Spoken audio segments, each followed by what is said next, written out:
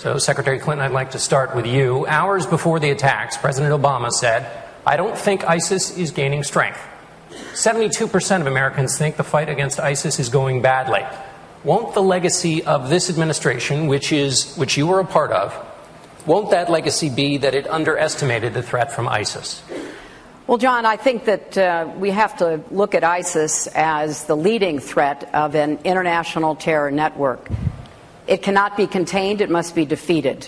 There is no question in my mind that if we summon our resources, both our leadership resources and all of the tools at our disposal, not just military force, which should be used as a last resort, but our diplomacy, our development aid, law enforcement, sharing of intelligence in a much more open and cooperative way, that we can bring people together, but it cannot be an American fight. And I think what the President has consistently said, which I agree with, is that we will support those who take the fight to ISIS. That is why we have troops in Iraq that are helping to train and build back up the Iraqi military, why we have special operators in Syria working with the Kurds and Arabs, so that we can be supportive. But this cannot be an American fight, although American leadership is essential. But Secretary Clinton, the question was about, where was ISIS underestimated? And I'll just add, the President referred to ISIS as the JV. You, in a speech to the Council on Foreign Relations in June of 2014, said, "I could not have predicted the extent to which ISIS could be effective in seizing cities in Iraq."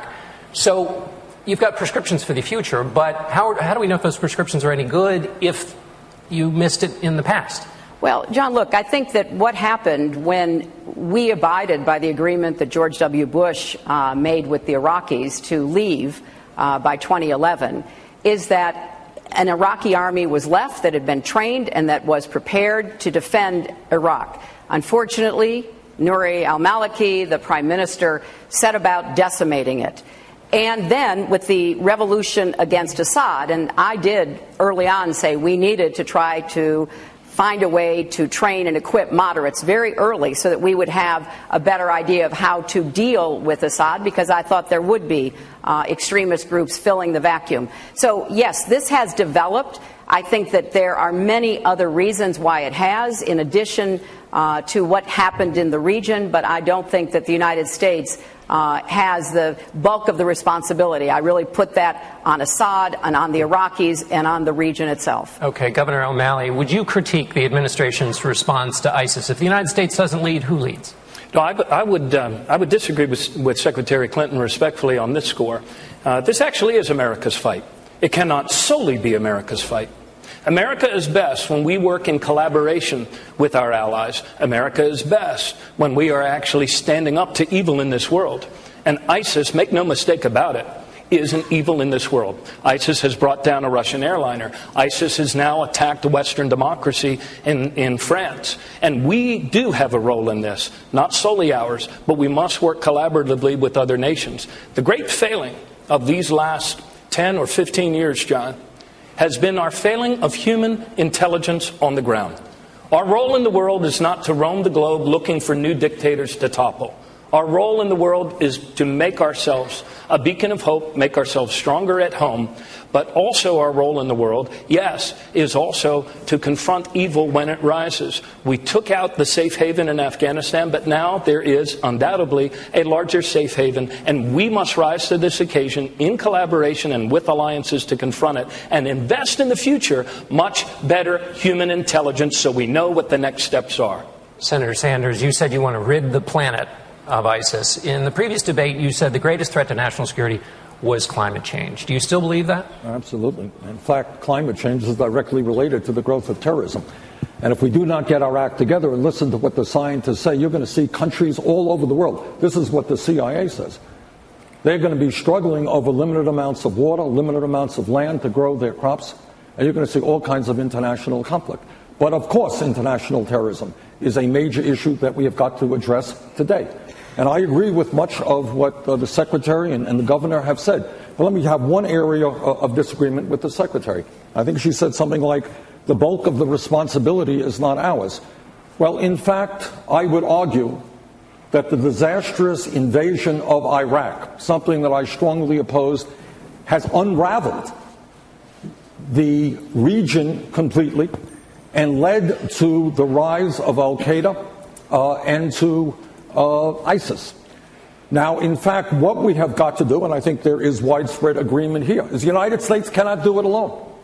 What we need to do is lead an international coalition which includes, very significantly, the Muslim nations in that region who are going to have to fight and defend their way of life.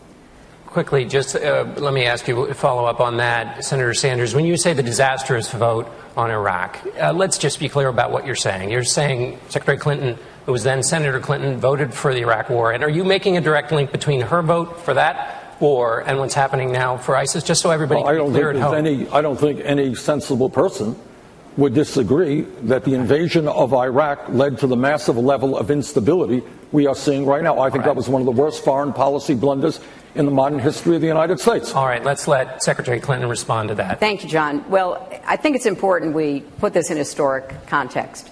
The United States has, unfortunately, been victimized by terrorism going back decades.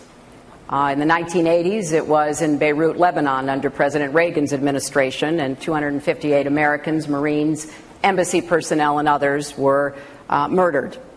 We also had attacks on two of our embassies in Tanzania and Kenya when my husband was president. Again, Americans murdered. And then, of course, 9/11 happened, which happened before there was an invasion of Iraq. I have said the invasion of Iraq was a mistake, but I think if we're ever going to really tackle the problems posed by jihadi extreme terrorism, we need to understand it and realize that it has antecedents to what happened in Iraq, and we have to continue to be vigilant about it. Senator Sanders, let me just follow this line of thinking. You've criticized then Senator Clinton's vote. Do you have anything to criticize in the way she performed as Secretary of State?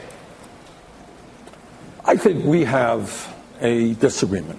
The disagreement is that not only did I vote against the war in Iraq, if you look at history, John, you will find that regime change, whether it was in the early 50s in Iran, whether it was toppling Salvador Allende in Chile, whether it is overthrowing the government of Guatemala way back when, these invasions, these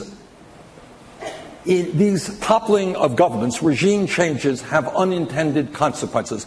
I would say that on this issue, I'm a little bit more conservative than the Secretary. All right.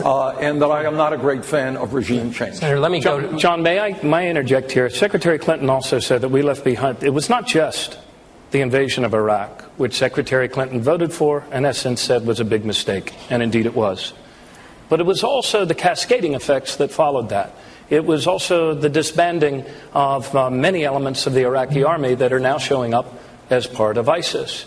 It was country after country without making the investment in human intelligence to understand who the new leaders were and the new forces were that are coming up. We need to be much more thinking in this new 21st century era of nation-state failures and conflict. It's not just about getting rid of a single dictator. It is about understanding the secondary and third consequences that fall next. All right, Secretary. Well, of course, each of these cases needs to be looked at individually and analyzed. Part of the problem that we have currently in the Middle East is that Assad has hung on to power with the very strong support of Russia and Iran, and with the proxy of Hezbollah being there basically fighting his battles. So I don't think you can paint with a broad brush. This is an incredibly complicated region of the world. It's become more complicated. And many of the fights that are going on are not ones that the United States has either started or have a role in. The Shia-Sunni split, the dictatorships that have suppressed people's aspirations, the increasing globalization without any real safety valve for people to have a better life. We saw that in Egypt. We saw a dictator overthrown. We saw a Muslim Brotherhood president installed, and then we saw him ousted and the army back. So I think we've got to understand the complexity of the world that we are facing, and no place is more so than in the Middle East. I understand. Quickly, Senator. Well, the Secretary is obviously right. It is enormously complicated. But here's something that I believe we have to do as we put together an international coalition. And that is, we have to understand that the Muslim nations in the region, Saudi Arabia, Iran, Turkey, Jordan, All of these nations, they're going to have to get their hands dirty, their boots on the ground. They are going to have to take on ISIS. This is a war for the soul of Islam. And those countries who are opposed to Islam, they are going to have to get deeply involved in a way that is not the case today. We should be supportive of that effort. So should the UK, so should France. But those Muslim countries are going to have to lead the effort. They are not doing it now. Well, Secretary Clinton, I think that is very unfair to a few that you mentioned, most particularly Jordan, which has put a lot on the line for the United States, has also taken in hundreds of thousands of refugees from Syria, and has been therefore subjected to threats and attacks by extremists themselves. I do agree that, in particular, Turkey and the Gulf nations have got to make up their minds.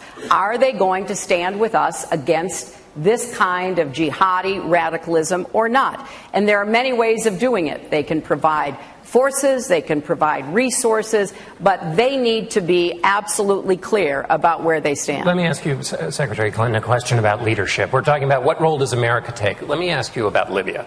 So Libya is a country in which ISIS has taken hold, in part because of the chaos after Muammar Gaddafi.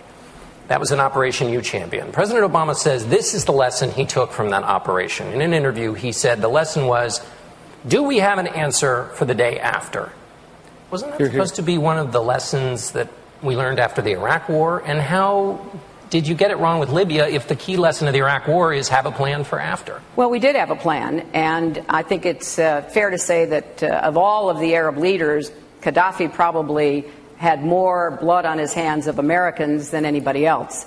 And when he moved on his own people, threatening a massacre, genocide, the Europeans and the Arabs, our allies and partners, did ask for American help, and we provided it. And we didn't put a single boot on the ground, and Gaddafi was deposed.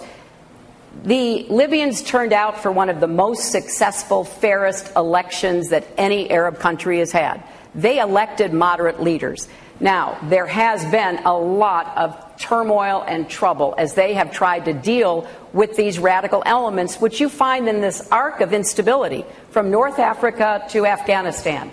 And it is imperative that we do more, not only to help our friends and partners protect themselves and protect our own homeland, but also to work to try to deal with this arc of instability, which does have a lot of impact on what happens in a country like Libya. Governor O'Malley, I want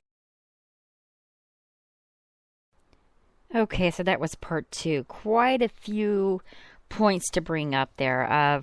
I don't think climate control is connected to terrorism. Do you see my problem as a Democrat? Look what I have to choose from. I mean, just look. Oh my gosh. You know, obviously Governor O'Malley's trying to pull the, well, I'm better than you morally, socially, all that. Talking down to Secretary Clinton. You like O'Malley? Okay, well, fine. You vote for him. I'm not voting for him. But I don't know who I'm going to vote for. It sure as hell is not going to be a socialist Democrat. No. The more I read about them, the more I become concerned. But Time has now put Bernie Sanders as the winner of the debate at 81% from a polling from their people. So I don't know how big and wide their poll is. If you want to go to time.com, I think it is, you can vote on who you think won the debate. You know, and just, oh my gosh. Wow. I wanted better answers, but I think at this point in the game, they don't know all the models that the CIA, FBI have. Like this American Spring that they're talking about. There's apparently a model, CIA model, of an American Spring, kind of like the Arab Spring, coming this spring. So that's been a model for 2 years, from what I understand. I don't know how good my source is on this. He's a former CIA operative. And maybe you've heard him. I don't know. He's been on a lot of different podcasts lately. And once I can figure out how to take calls on Skype, with the other application that Spreaker has to offer,